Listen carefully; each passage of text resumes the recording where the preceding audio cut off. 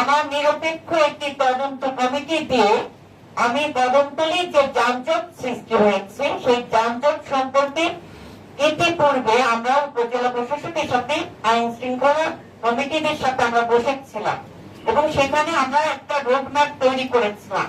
যখন আমরা ঘটনাস্থলে গিয়ে আমরা এই পরিস্থিতি এবং আমাদের যে পরিকল্পনা উপজেলা প্রশাসক সহ সেই পরিকল্পনা বাস্তবায়ন করতে যায়, তখন টিআর সাহেব বলে যে রমজান মাস, এখন কোনোভাবেই এখানে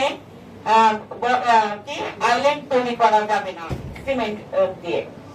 পরবর্তীতে যখন আমি তদন্ত করি, আসলে তাদের উদ্দেশ্য ছিল ওই বাবুবাজার ব্রিজের দুই পাশে, একটা হলো ইবনে সিনা হসপিটাল, আর এক পাশে হচ্ছে আপনার ক্যামব্রিজ এবং হচ্ছে শারদা সেখান, তাদেরকে প্রিভিলেজ দেওয়ার জন্য তারা ওই জায়গা বর্ডার খুলে দিয়েছে, মানে বাউন্ডারিটা খুলে দিয়েছে, যার কারণে কদমতলীর এই যানজট চরম আকারে রূপ ধারণ করেছে। তো প্রত্যেকটি ঘটনার সাথে সংশ্লিষ্ট ব্যক্তিবর্গ এবং আইন শৃঙ্খলা বাহিনীরা অতপ্রত ভাবে জড়িত। সেখানে কথায় কথায় মানে আপনার প্রভাবশালী ক্ষমতাসীন দলের নেতা কর্মীর নাম যুক্ত করা হয়। অবশ্যই যে অপরাধ করবে তাদেরকে আইনের আওতায় নিয়ে আসবে, কিন্তু শুধুমাত্র নেতাদেরকে দায়ভার দিয়ে আপনারা আপনাদের দায়িত্ব এড়াতে পারবেন না।